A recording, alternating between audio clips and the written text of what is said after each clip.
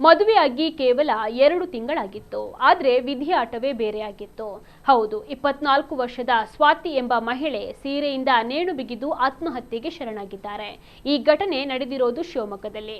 ಗರ್ಭಿಣಿಯಾಗಿದ್ದ ಈಕೆಗೆ ಅನಾರೋಗ್ಯದ ಸಮಸ್ಯೆ ಕಾಣಿಸಿಕೊಂಡಿತ್ತು. 20 ದಿನಗಳ ಹಿಂದೆಯಷ್ಟೇ ಈಕೆ ತವರು ಮನೆಗೆ ಬಂದಿದ್ಲು. ಈ ವೇಳೆ ತಂದೆ ತಾಯಿ ಕೆಲಸಕ್ಕೆ ಹೋಗಿದ್ದಾಗ ಮಹಿಳೆ ಈ ಕೆಟ್ಟ ನಿರ್ಧಾರವನ್ನು ತೆಗೆದುಕೊಂಡಿದ್ದಾಳೆ. ಇನ್ನು ಈ ಬಗ್ಗೆ ತಿಳಿದ ಪೋಷಕರು ತಕ್ಷಣ ಮನೆಗೆ ಧಾವಿಸಿ ಮನೆ ಬಾಗಿಲು ಮುರಿದು ಸ್ವಾತಿಯನ್ನ ಉಳಿಸಿಕೊಳ್ಳಲು ಆಸ್ಪತ್ರೆಗೆ ಕರೆದೊಯ್ದಿದ್ದಾರೆ. ಆದರೆ ಯಾವುದೇ ಪ್ರಯೋಜನವಾಗಲಿಲ್ಲ. ಇನ್ನು ಆಕೆಗೆ ಆರೋಗ್ಯದಲ್ಲಿ ಸಮಸ್ಯೆ ಇದ್ದ ಕಾರಣ ಬೇಸತ್ತ ಆಕೆ ಈ ನಿರ್ಧಾರವನ್ನ ತೆಗೆದುಕೊಂಡಿರಬಹುದು ಅಂತ ಶಂಕಿಸಲಾಗಿದೆ. ಸದ್ಯ ಪೊಲೀಸರು ಪ್ರಕರಣವನ್ನ ದಾಖಲಿಸಿಕೊಂಡು ತನಿಖೆಯನ್ನು ಮುಂದುವರೆಸಿದ್ದಾರೆ.